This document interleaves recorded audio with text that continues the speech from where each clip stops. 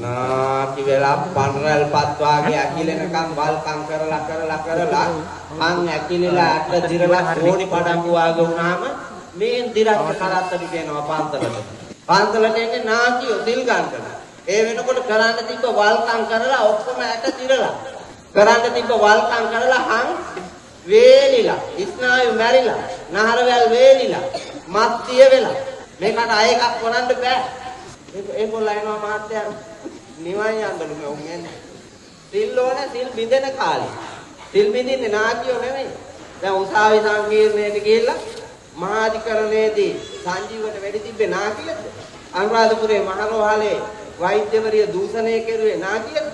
ඒ සිල් බින්දෙන වයස. ඒ වයසට තමයි සිල් ඕනේ. ඒ වයසට සිල් ගන්න. ඒ වයසට සිල් රකින්න. ඔය සිල් ගන්නේ හැම නාකි ගෑණියෙක්ගෙම මිනිහෙක්ගෙම මහාන්නක බලන්න. කෙල්ල කාලේ කොල්ල කාලේ කොහෙද හිටියේ කියලා. පන්සලේ කෝගහගා හිටියා තනමල් විල මූකලාන. බැරි ගැහුණාට පස්සේ තමයි මේ ආවේ.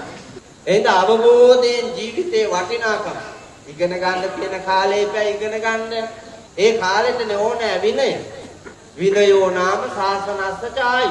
මේ ලෝකේ පවතින්නේ ශික්ෂණය මත, විනය මත, හැදියාව මත. විද්‍යා දදති විනය.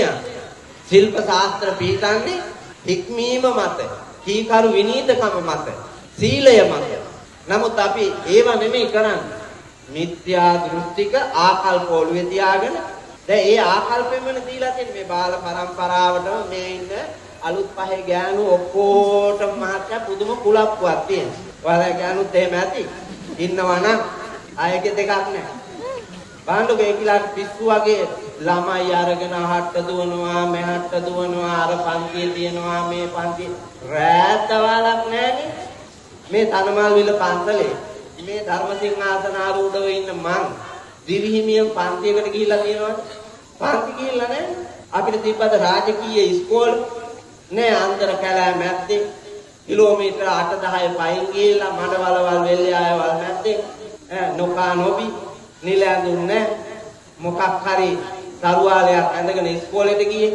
එහෙම ගිහිල්ලා ඉගෙන ගත්ත මම තනමල් විල ධර්මසිංහාසන ආරූඪ වෙනකම් මොකද ඉඳගත්තේ මේක අද මොකෙක්වත් සබරගෝ පළාතෙනුත් නැහැ ඌවේ පළාතෙනුත් මට ඒ අවස්ථාව. හැබැයි අපි ඉගෙන ගත්තේ පුතා මේ පරිසරය. මගේ අම්මා නිවන් දකින්න ගෙදරින් මගේ අප්පච්චිට සසර පින් කුසල් වඩා සැනහෙන්න ගෙදරදී අපිට ගොඩාක් ආකල්ප දුන්නා. ඒ ආකල්ප මත තමයි ජීවිතේ හැදුනේ. ඒ සත්‍ය ආකල්ප දෙන්න නෑ ගෙදර තියාගන්නේ. මොන්ටිසෝරියේ ඉඳලම පන්ති. එහෙම උගන්නලා ගත්තුවේ උකෝ නෑනේ. ආලෝකයකටත් එහා ගියපු ජරා කර ගති තමයි අපි ගාව තියෙන්නේ. ඒවා අපිට පේන්නේ නැති එකයි තියෙන්නේ. ඉන්නේ අඳුරේ. ඒකට ධර්මාලෝකය ඕනේ.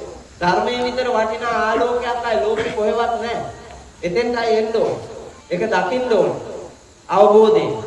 අමරදේව මහත්තයා කියන්නේ ආලෝකයෙන් දකින්න කියලා. ඒක තමයි ජීවිතේ ලස්සනම වෙන වටිනාම වස්තුව.